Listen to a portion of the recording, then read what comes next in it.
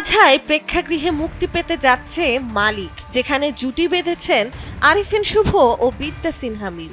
দীর্ঘ সময় বড় পর্দা থেকে দূরে থাকায় অনেকের ধারণা তিনি হয়তো রাজনীতির শিকার হয়েছেন। তবে বিষয়টি নিয়ে নিজেই ভিন্ন ব্যাখ্যা দিয়েছেন মিম। এর আগে এই দুই তারকা ছোট পর্দার নাটকে একসঙ্গে কাজ করেছিলেন। নতুন সিনেমাতেও তাদের রসায়ন নিয়ে ইতিবাচক প্রত্যাশা তৈরি হয়েছে। মিম জানান, পর্দা বদলালেও কাজের সমন্বয়ে কোনো বড় পরিবর্তন তিনি দেখেননি।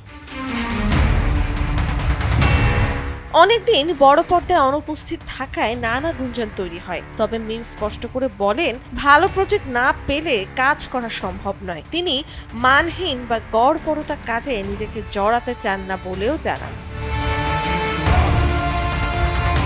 নতুন সিনেমা মালিক প্রসঙ্গে তিনি বলেন, প্রথমে কাজটি করতে চাননি, পরে নির্মাতার পরিকল্পনা ও গল্প শুনে সিদ্ধান্ত পরিবর্তন করেন। সব মিলিয়ে এই সিনেমার মাধ্যমে তিনি আবারও বড় পর্দায় নিজের উপস্থিতি জানান দিতে চান। নন্দিনী আহসান, সময়ের আলো।